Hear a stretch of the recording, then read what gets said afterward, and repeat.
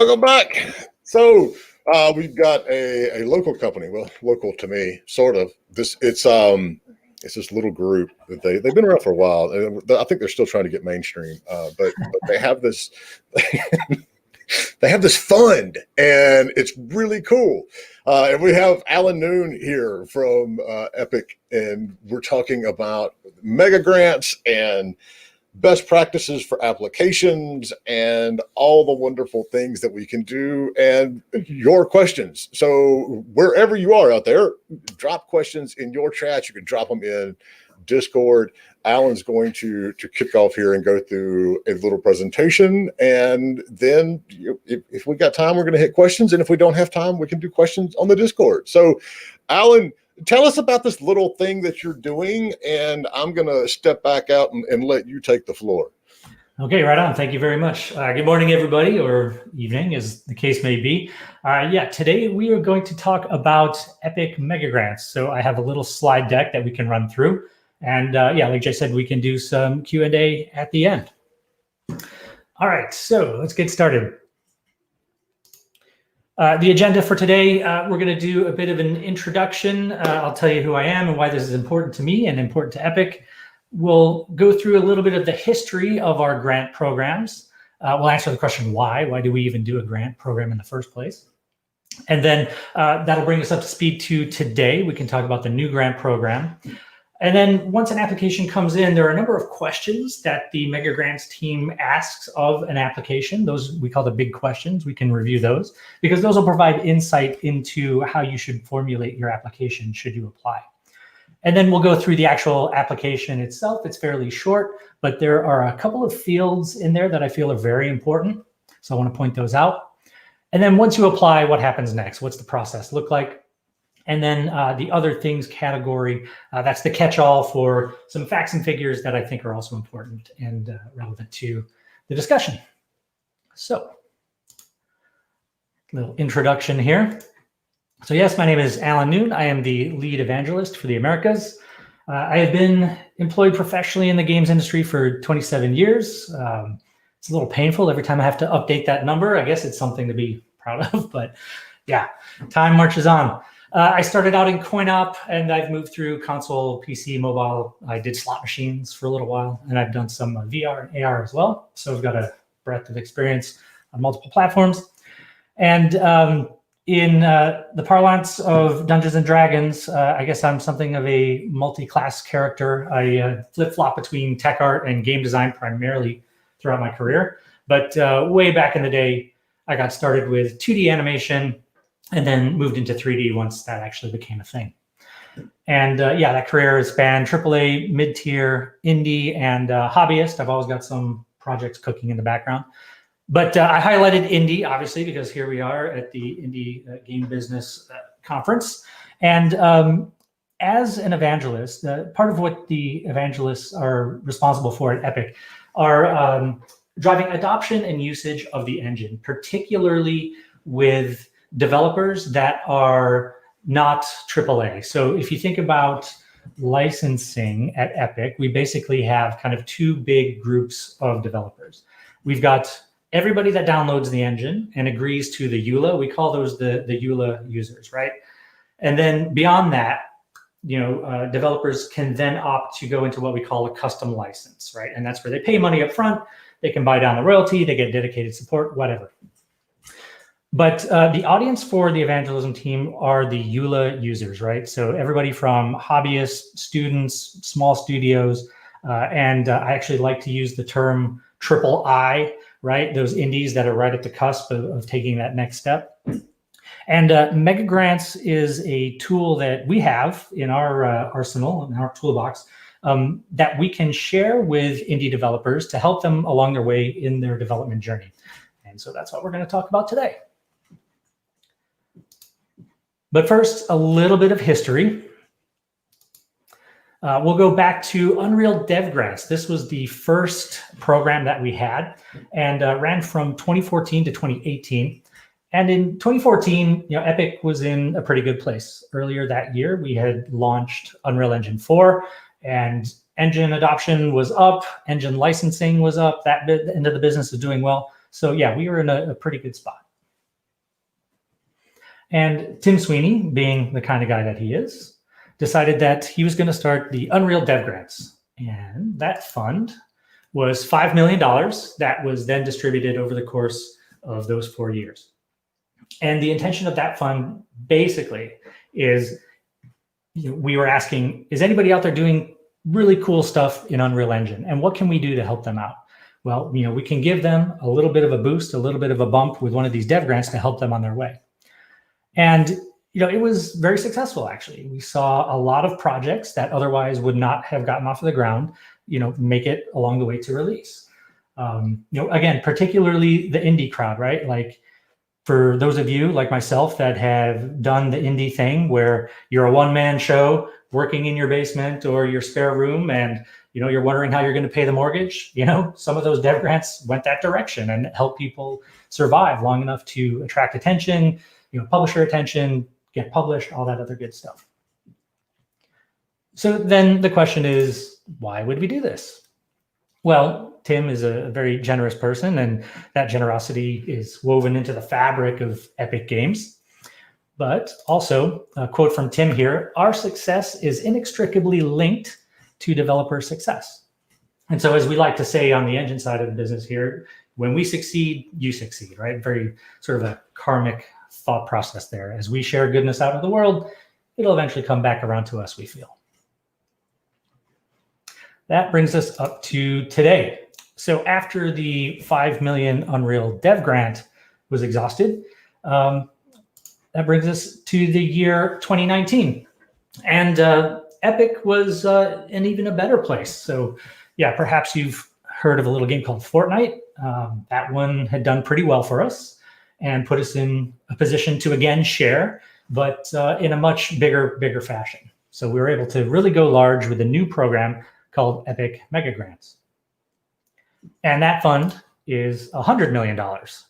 And if my math is correct, that's roughly 20 times as large as the original one. So the plan here, again, is, we are looking for projects that show Unreal off in a good light. We want to look good, but we also want to make you look good too, right? We want to see developers succeed. And not only do we give away this money for games, but there are several other categories that we can talk about that might be relevant to the audience here today. We'll get to that in a second. But again, the plan is we're going to give this money away until it's gone. There's no set schedule. So please go ahead and apply once we get through this presentation. And besides that actual amount of money in the fund there, we've worked with a couple of partners as well. So months ago, we worked with Magic Leap to give away 500 Magic Leap 1 headsets.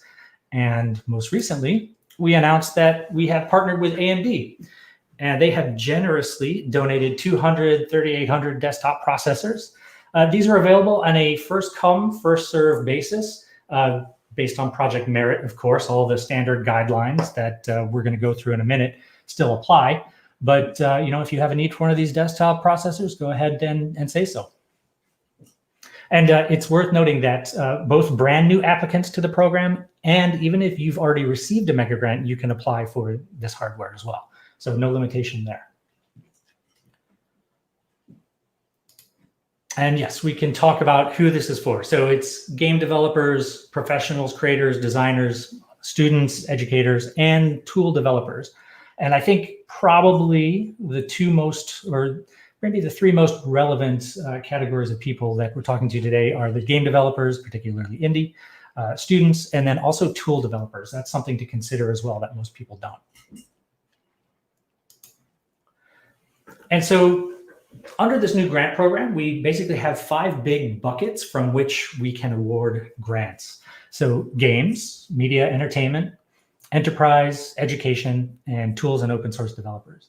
So games is obvious. We probably all know what games are and what qualifies there. But for enterprise, that covers almost everything else that's not games, right? So if you're working in the automotive space, aerospace, architecture, manufacturing, so on and so forth, biomedical, you can apply for a grant under that category. Then there's education. And so obviously we think of educational institutions such as universities, colleges, perhaps even high schools. Yeah, of course, they can apply. But you might not think that, or might not have considered that this is also relevant to that person that is working, at home making YouTube tutorials. Maybe they're making some really great content out of their bedroom, and they need some soundproofing tiles for the wall, or maybe a new microphone or a lighting setup, or what have you. That is a perfectly valid reason to apply under the education, right? Because you're enabling other people out there, you're educating. If you're sharing, then we want to share. And the other one that I think is extremely important to this group today is tools and open source. So if you're developing a project that is of benefit to the graphics community at large, you could also be eligible. One of the highest profile or most visible examples of this was the Blender Foundation. The Blender Foundation makes Blender 3D, which is a digital content creation app along the lines of 3D Studio Max or Maya, of course, but it's entirely free and has been for years. And they applied, and we awarded them a grant. Kind of an outlier. It was one of the larger grants, but that's a perfect example there. But we've seen people that have developed processes or tools that maybe they just create some cool new content. They make things a little bit easier. They can package that up and use that as the motivation for their application. We also have game developers that there's one that comes to mind. We have a game developer. They are working within a certain genre of game, and people that develop these types of games often encounter the same kinds of issues, and they all have to solve these problems over and over and over again. And so this company has done that, and they've come up with a suite of 5 different sets of functionality that they have now bundled up and are going to be submitting as a dev grant, right? Because they're going to be able to then fund the rest of the development of that feature set and then give it away for free on our marketplace. So something to keep in mind. If you have things that could be valuable in that manner, that's also eligible for a grant. And as of just a few weeks ago, we announced that thus far, in just about a year's time, we've given away $42 million already. So money's going fast. So definitely get your applications in. We saw a tremendous spike in application activity once we made that announcement. So yeah, so far so good. And here you can see some of the recipients so far. Now this slide is a little more geared towards that enterprise, media and entertainment, education, those buckets, those categories there, but you can see some of the folks that have won. And more relevant to this discussion are some of the games. So this is our summer 2020 sizzle reel. I'm going to go ahead and play this now.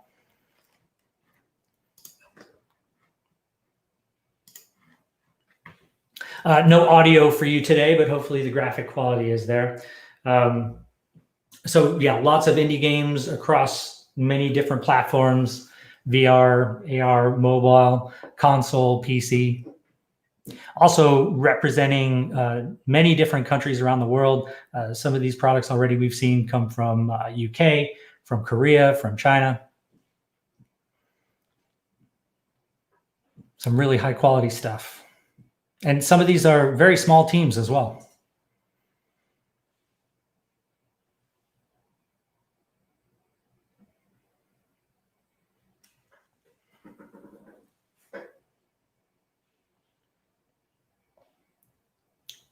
All right, we'll just let this run through for another moment or so.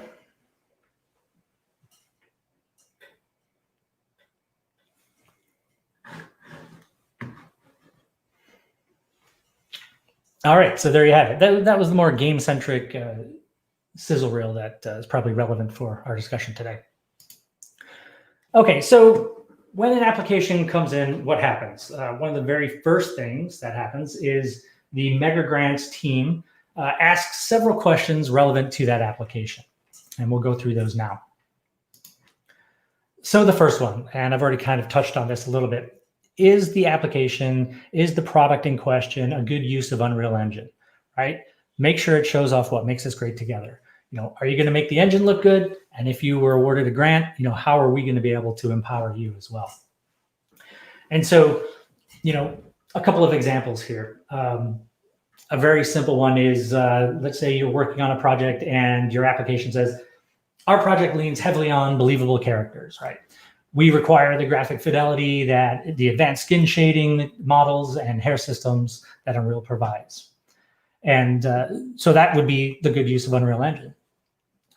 And then the follow-up might be, this project is going to serve as a showcase, demonstrating how realistic characters are able to drive story and emotional connection to the player, right?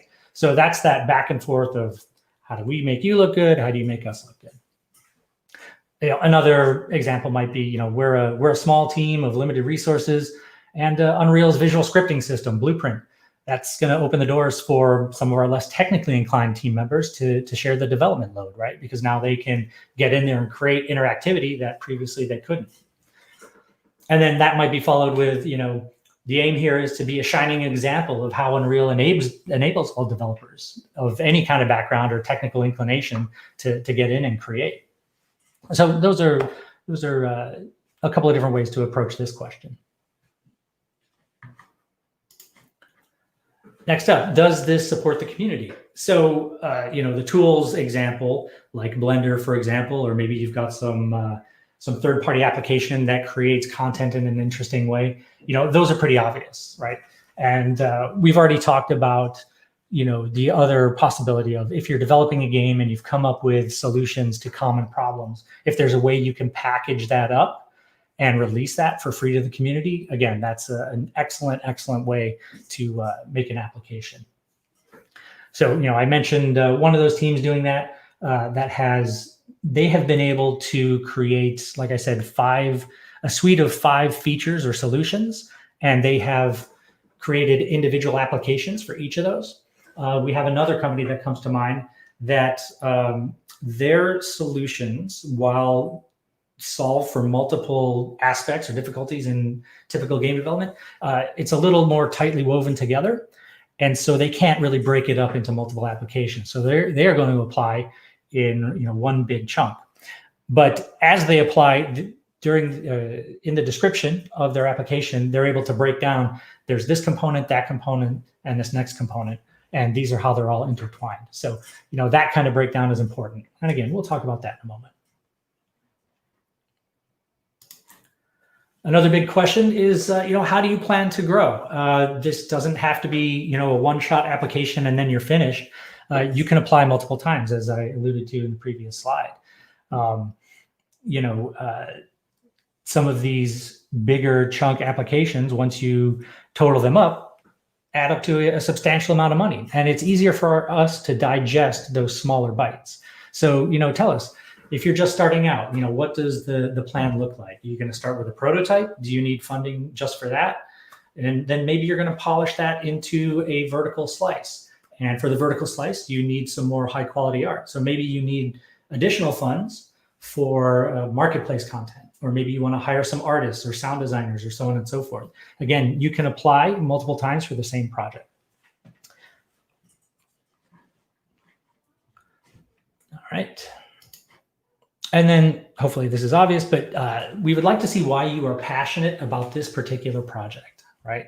Like, you need to be able to convince us that you've got the drive and motivation to take this project over the finish line.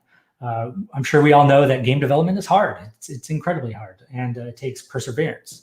So we want to get some sense of that you're going to be able to stay dedicated and use the funds appropriately and bring your project to life. Okay, so let's talk about the application itself. So on the Mega Grants site, which I'll provide a link to later on, we have the form. And so you can see the thumbnail down the right-hand side there. And we're just going to break this up into 3 sections and focus on each section individually. So we'll go through each of these fields, and I do want to call out a few of them that are particularly important. So, okay, first 2 fields, first name, last name, obviously. We want to know who we're speaking to. Part of this is once you apply, and particularly if you are granted an award, we want to get to know you a little bit, right? And so it'd be nice to be able to refer to you by your first name. And then email. Clearly, this is critical. We need to contact you if you're going to win an award. We need to notify you of that. And also, if things don't pan out and you don't qualify, then we need to let you know that as well. And then the final field here, country, can be helpful, particularly if English is not your first language. We have a multicultural team. And so if you're coming from some other part of the world, we can filter your application to our appropriate people, so it's easier to converse with you. So, all right. And now probably some of the most important pieces here is this middle section. And so the first one is project name. So some people overlook this, honestly, but in a pre-coronavirus world, a lot of casual conversations would be struck up in the hallway. As we're crossing paths with members of the Mega Grants team, we'd be able to say, "Oh, did you see that game? Did you see Flying Wombat? That application, it's amazing. Oh yeah, I love Flying Wombats. Oh yeah, we should definitely talk to the Flying Wombat team, or we need more information from the Flying Wombats," right? Like, silly example, but if we have something that we can attach to and will keep you in the forefront of the Mega Grants team mind, it makes this whole process a lot easier. So the website, yes, if you have a site up, could be a link to your Steam page, could be social media, whatever you have, a WordPress site, for example. If you share that, then again, that's another way that we can quickly pass information to other team members to check out. Okay, the next category is tremendously important, and that is the video. Quite honestly, if I had to, besides the email, if I had to say that anything is top priority, it's got to be the video. So what we don't need here is 10, 15 minutes of unedited gameplay footage. Keep it tight. We want to say 2 to 5 minutes of well-edited footage here. We want to see some gameplay. If it's a game, if it's a tool, we need to see kind of what the functionality is and what problems it solves. But I don't want to say no lore, but please, no deep lore in the video. We trust that you have a story that's important to the project here, but really what we're trying to get from the video is a sense of how far along you are, what the quality level is, those types of things. And next, so then builds. Builds are great, but if you have to prioritize, definitely index on the video over a build. Particularly in this situation where all of Epic is working from home now, there are challenges with working with builds. So we have to download them, we have to install them on a clean machine, and not all of us have all of the hardware that we're used to working with, right? We don't have that firewalled workstation that we can install a build on. And the other thing is the sheer volume of applications as well. We get thousands and thousands of applications, so downloading thousands and thousands of builds is probably not totally doable. So again, yes, video more important than builds. And if you do feel compelled to include a build, please don't go and take time to create a dedicated build. If you have one already, you have a prototype, a vertical slice, something that represents the end vision for your product, then that's fine. But for the reasons I previously stated, please don't spend a lot of cycles crafting a build specifically for us or the application. Product type, that's should be fairly self-explanatory. We talked about the different categories. Is it a game? Is it a tool? Does it fit under the education or enterprise buckets, etc.? And then another field that is tremendously important, and that is the description. This is really where those big questions that we were asking in a few slides ago, this is where this really comes into play. So we want you to describe the project, describe your passion, and then, again, like, how does Unreal enable you to achieve those goals? Does it show off the potential of the Unreal Engine? How is this going to benefit the community, if applicable? So yeah, very, very important there. And then next steps, this is that whole timeline planning thing. Show us, sure, estimating timelines and what have you can be difficult, particularly for small groups. We see a lot of indies that are new, maybe aren't familiar with the process so much, but give it your best shot, please. Just give us an idea of when it is you're trying to release and what the various steps are along the way. What do those timelines look like? Also, if you plan on hiring, let us know what type of roles you're hiring for and what the plan is there. Again, I gave the example of the vertical slice. So, you're going to need content creators to make that beautiful corner of the vertical slice there. So are you hiring artists, sound designers, so on and so forth? Explain to us what those hires mean for that development journey. And then finally, the platforms. Again, this is good reference for us. Are you planning on releasing on PC, on console, which consoles? Is this a mobile title, so on and so forth. Again, this helps us filter the application a particular direction to a team member that has expertise, and can also provide some amount of insight into the viability of the product as well. If you tell us that you're going to create an AR application by porting your VR project and just dumping it on a headset, it's going to raise a few red flags, right? It's not that easy. If that is your plan, then we need to see that broken down in that description. But we can tease out information about the viability of your project this way. And then the funding section is towards the end there. The first checkbox is pretty important. If I had my way, I would just have these fields available from the start. But basically, that checkbox is asking if you are requesting a specific amount of money. That is always incredibly helpful for us, particularly once you have gone and broken down the timelines of your product. Show us that you've made those estimations and you have some sense of what it would take in order to get to the next step, right? So yeah, there's a field for the actual amount, and then again, like how are you going to use those funds? It's worth noting at this point as well, typically up to $25,000. There's no real oversight on behalf of Epic. We're not really checking in with you, and we typically award those amounts in one lump sum. Once you start getting over that $25,000 mark, there's a little bit of light touch oversight. We'll do a friendly call to check in and see how you're doing, that type of thing. But there are no milestones or anything like that per se. And again, once you get over that $25,000 mark, then larger amounts, we start to break down into smaller payments over time. Okay, and then of course, you want to hit that submit button. Don't forget that at the end. And after you've done that, what happens next? So your application goes into the queue, and like I said, we have a lot of applications, so please be patient during this process. But the team will then perform an initial triage, right? Just weeding out incomplete applications, projects that are wildly out of scope or not feasible. But assuming you survive that initial triage, then your application goes into wider review with more team members. And at that point, discussion occurs between the team. And if we need more information from you, then the Mega Grants team will reach out and ask for that.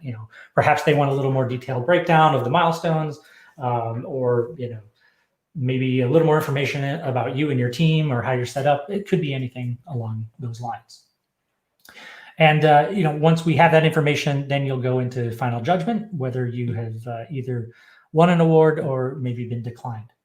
And again, we aim to have these done within 90 days of the original submission date. There is a bit of a backlog right now, so if we need more time, we will send an email indicating as much, right? And again, I mentioned after we recently had that announcement where we shared how much money we have given out, there was a pretty massive spike in applications. So just be aware of that. Okay, so you've applied, you've gone through the process, and unfortunately you have been declined. So what happens then? If you do not survive the review, you will be sent a notice telling you as much. And unfortunately, I have to say here, please do not expect feedback as to the specifics of why you did not qualify. Again, massive number of applications, and it's just not feasible to provide in-depth feedback on every single one of these. So, we encourage folks that have applied and been rejected to take a step back, take a look at your application, and, based on some of the information that I've shared here today, maybe, try to figure out how your application doesn't align with some of those tips and tricks. And you can always apply again. So you can respond to that rejection email with new information, or you can just create an entirely new application if you need to take more time and you put more materials together. The appending application, I have a pretty good example of that. We had a game team that was pretty new, and they had put together their video. They'd worked incredibly hard on this video for their application, and they went ahead and they submitted, and it went through the whole process. And after some number of weeks, they got their rejection, and they reached back out and they said, "Oh my gosh, we are so embarrassed. We took a look at our application and we realized that we uploaded the wrong video.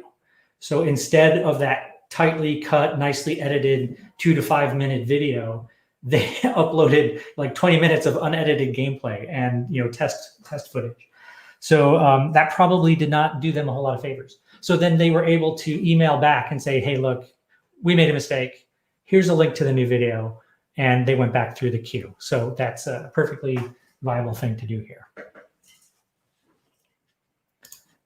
Okay, so perhaps you're accepted, which is the more optimal result of this. Obviously, you will receive a notification of your award, and then some steps that follow. We'll get your banking info, sort out a payment plan. Again, typically if that amount is over $25,000, so on and so forth. You'll get your recipient badge, which I'll show in a couple slides coming up here. You can use this badge for branding on all of your materials, your website, so on and so forth. And then the Mega Grants team and then my team, the evangelism team, will schedule a friendly call to follow up. Again, no real oversight here, no real milestones. We just want to get to know you a bit, make sure things are going well, and give you an opportunity to ask questions if you have them. Perhaps you need a little help along the way, we can provide some guidance. So yeah, we like to say this is a very light touch process. All right, so moving on to the final segment of the presentation here. This is just kind of the catch-all for, again, some more tricks and tips and facts and figures for you. So here's that badge that I spoke about. So yeah, you can, we've seen people, we had something similar back in the day for the Unreal Dev Grants, but if traveling to in-person events ever becomes a thing again after coronavirus passes by, you could print this out on foam core and attach it to your booth if you're at a games expo. You could put it on your website. You could put it on your Steam page, put it in your Twitter, but wherever you want to put it. Think of this as kind of a seal of approval for your award, for your project. We should probably quickly talk about what Epic Mega Grants is not. It is designed to provide a boost for you, right? It is not a means to fund your project entirely. This is not a publishing deal. This is just intended to give you that little extra lift up depending on whatever kind of challenge you're facing at the moment, right? So I mentioned, perhaps you need more artwork for the next stage of your project, or you're going to release in a non-English speaking country and you need a translator to help you localize, right? You can apply for a grant for those amounts of money. So that little extra thing to get you along the way. I mentioned this a little bit or touched on it at least, accountability. We like to say there's no strings attached. Again, no written milestones or anything like that. We'll give a call to you and like I said, see how you're doing, those types of things. We want to see progress. We want to make sure that, the money is helping you and you're spending it appropriately. You do not have to pay the money back, even if your project fails or, the team disbands or for whatever casualty occurs. Don't worry, you don't have to pay the money back. This is not a loan. So that all said, please don't run out and go buy a sports car with the fund, okay? It's not a good look, and it doesn't make the folks on the Mega Grants team that believed in you and advocated for you, it doesn't make them feel good to know that the money was not put towards the project. So just do the right thing, really. And when we're talking about the range of awards, they can vary anywhere from $5,000 on the low end up to the $500,000. And it's worth noting that different categories exist within that band. So, games is towards the middle of that band, or the low to middle end of that band. Some of the tools, we've had a couple of exceptional outliers, like the Blender Award was actually fairly substantial. It was $1.2 million just for the tremendous amount of sharing that they have done and continue to do. But yeah, this is kind of the range here.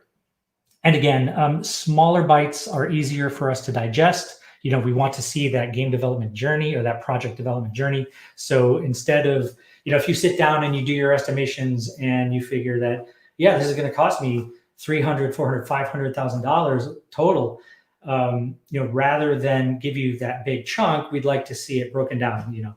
Think about the smaller bites. And again, those, think about logical ways to divide those up, again, the steps along the path. And how many times can you apply? Well, an infinite number, really. But, the reality is that there's only going to be so many times you can. You see the little asterisk there.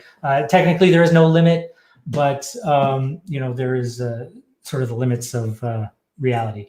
If you go and submit 50 submissions for 50 different games, that kind of raises an eyebrow within the Mega Grants team. Makes us think, are you really passionate about all 50 of these? You have equal amounts of faith in all of these things?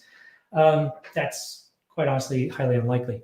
So pick your one best, the one that you really want to see get done. Take that through the process, and then if you want to apply for another project, you can do that at a later date.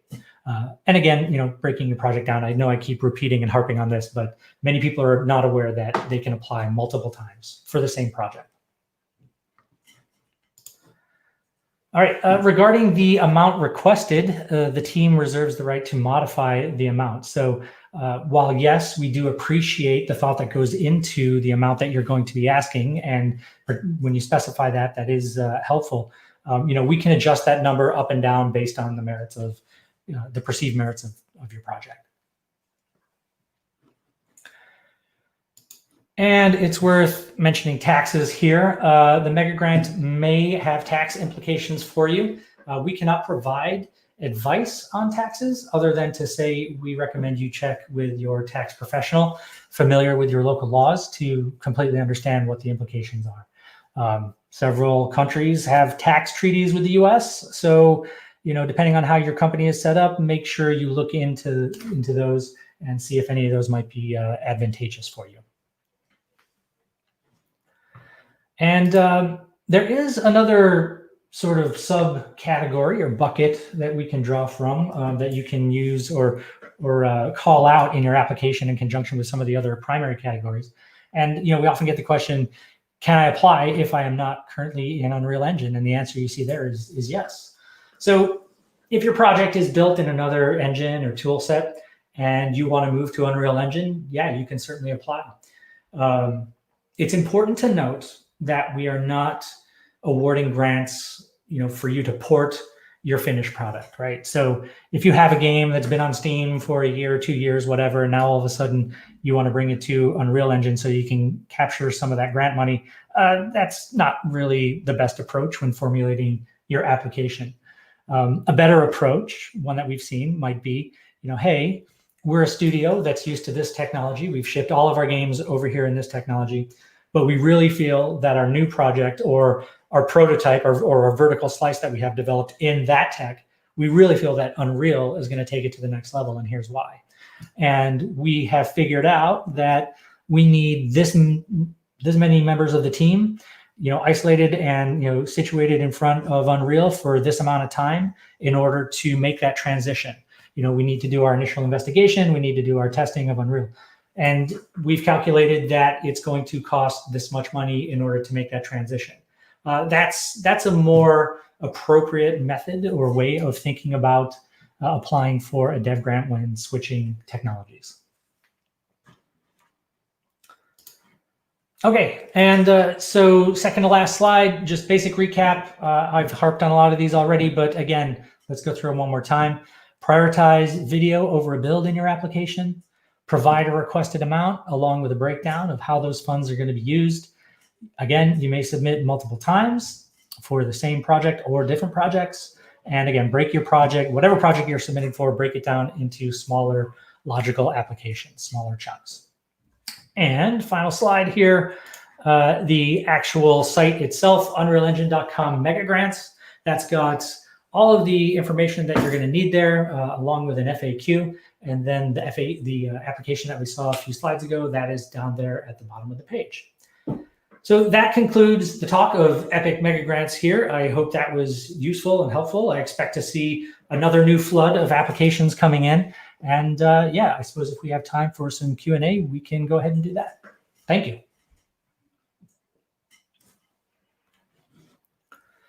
All right. Can a small podcast that teaches game developers about the business side of games and has been running digital events for a long time be eligible? Asking for a friend.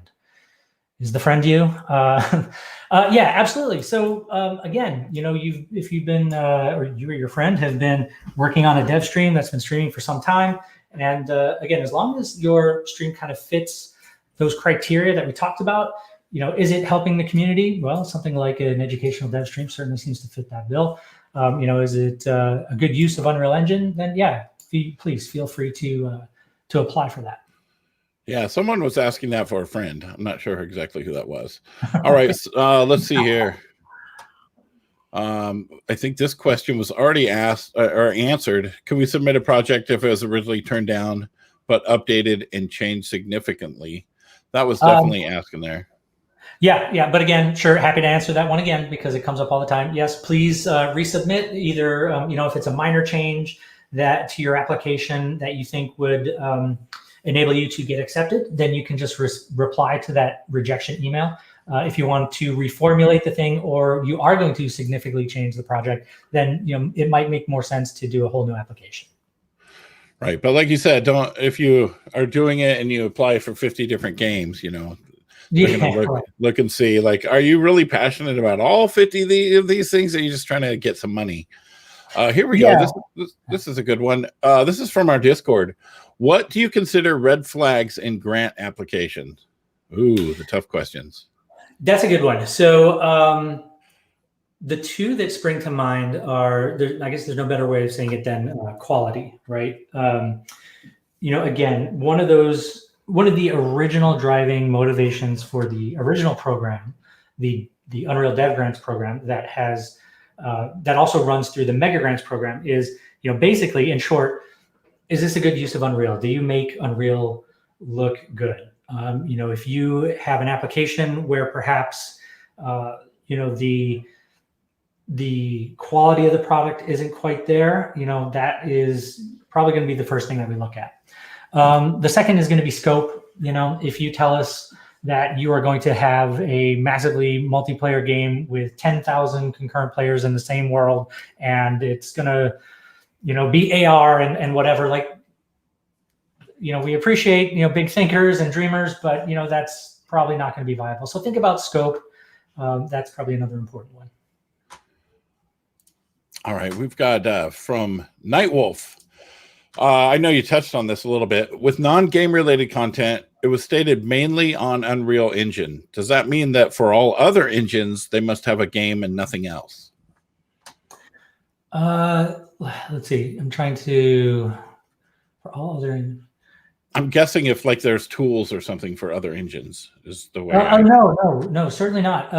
Yeah, if that is in fact the question, I'll point to Blender, right? Like you can use Blender for whatever application you want to, whether it's you know, a Unity game or a Godot game or whatever, or you know, Blender is also used in broadcast to a certain extent, right? You can do video editing, what have you. The main thing there in the case of Blender is that they're open source. They're advancing the state of open source and the graphics community. And so that's why they won an award, right? You know, let's say you have developed a tool that, I don't know, creates incredible looking foliage. You know, just as a wild example here. That might be used across, you know, all different kinds of products, but also within Unreal. and it's going to make lives easier for everybody, right? So you could potentially apply for that, particularly, especially if you're going to release that tool for free or release the source code for free. Into the Epic Store as well, right? Yeah, well, in that case, it would be the marketplace. Yeah, so I think I briefly glossed over this is, in the case, so I'm thinking of one of these teams that I had mentioned previously that have the multiple features that they have bundled, or rather broken apart into multiple applications. Ultimately, what they're going to do is bundle all of those solutions together into one package, and then they will distribute that for free on our marketplace. So the same marketplace where, our third-party marketplace where you can buy art assets and sound assets and animation and all that good stuff. They can basically distribute their plugin there, or they can do it on their own site, or through GitHub or whatever is most appropriate. Okay. Let's see. Here we go from Billy Vanderloo, YouTube. Hi, Alan. Thanks for the great info. Is there a preference to which stage a project is in?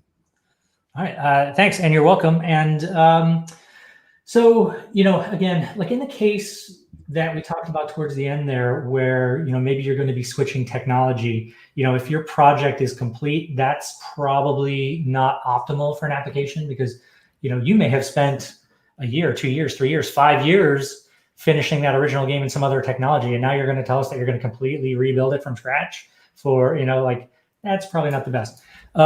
We see a lot of projects in, just beyond the prototype stage, approaching the vertical slice stage. It's difficult to get an application passed if all you have is a pitch deck, right?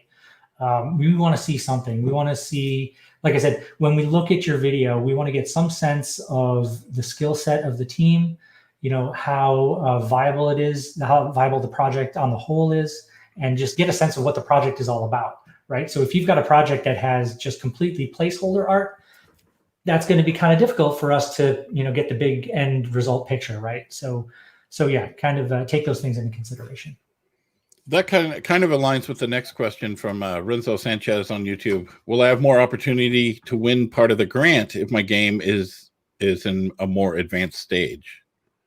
Yeah, so I think you're right. Those are probably related. So, whether you call it vertical slice or alpha or beta or whatever, however you deem to break that up, really, it's less about the labels you put on it and more about the actual state by which we can judge your progress or the condition of your project. Hopefully that answers your question. All right, we've got one from LinkedIn here from Kartik Subramanian. I have a question regarding the content. How international funding from Epic Grants usually takes place, and when and how is the best approach to get a successful grant? Excellent question. So I'll take the last part first. So hopefully some of the information we shared here today kind of shed some light on how to make a successful application. Regarding the international question, yes, this is a worldwide fund. We have distributed funds all across the globe. Yeah, we would like to share that even more, like spread it all across the world. Part of it is just a function of where the applications come from. We get obviously a tremendous number from the States, from North America. So right now we're leaning a little bit heavy that direction, but we are more than happy to spread it worldwide. So yes. Excellent.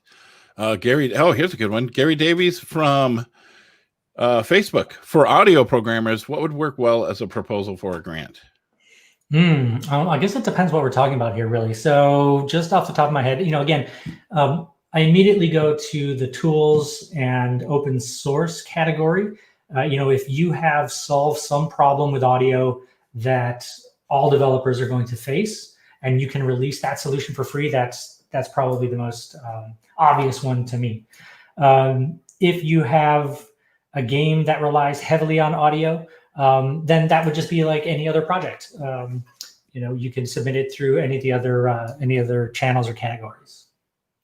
Excellent. Night Wolf coming in always with the good questions. Does studio size matter? I'm not going to say that's what she said, or only quality of project. Asking since publishers see solo devs as a gamble, and yet there's the success of Bright Memory, which did achieve a grant. Yes. So yes and no. Again, the quality is the ultimate determination. Factors into the ultimate determination. As you have noted, we've had a good number of solo devs, very small teams win grants, and it's more about the grants team figuring out or being able to discern whether or not the team can execute. So given the scope of the project and the size of the team, are we confident that you'll be able to use the funds and succeed? That's really the only way that kind of figures in, right? Again, if you've got some massive, crazy out of scope project and you're like 2 people, it's, probably your chances are not going to be as significant as, if you had, 1,000-person team that's going to build this thing. But in that case, you're probably, beyond needing a mega grant, that little bit of a boost. So yeah. That's how I'd answer that question. So it's basically like all the factors. Like if you're a 2-person team, you better be making a game that 2 people can make, right? Not exactly. Not this completely out of reach thing. Okay, let's see here. Clinton Bowman on YouTube. Is there or was there a specific grant for porting from other engines like Unity? So yeah, we touched on this a little bit. It's not its own category, but it is a consideration that we would take as well. So I'll come up with a hypothetical here. You're a studio of indie studio, 10 to 15 people, let's say. You have shipped on, you bring up Unity. So you shipped on Unity, 2, 3, 4 products. You've had some success. We've seen that you can ship product. The quality bar is high, and that fills us with confidence that you would be able to switch over to Unreal and even take things higher to the next level. So call that out in your description. Again, the approach there that I offered is, if you are unfamiliar with Unreal technology and you really want to make the switch, figure out what the investment is going to be on your side in order to get up to speed. And that's one way to formulate your application. It sounds like with a lot of these things, it's like know what your team is capable of, know what you can achieve, know what it's going to cost, know how much time it's going to take. Don't pitch something that is like this massive, huge thing that's going to take forever that, 2 people could accomplish, that is almost impossible for 2 people to accomplish. Just know the scope, right? Yeah. And, quite honestly, this isn't really any different from pitching to a publisher, if you think about it that way, right? Like, keep scope in mind, keep the abilities and makeup of your team in mind. Those are all, valid concerns for both pitching to a publisher and, pitching to mega grants. Right.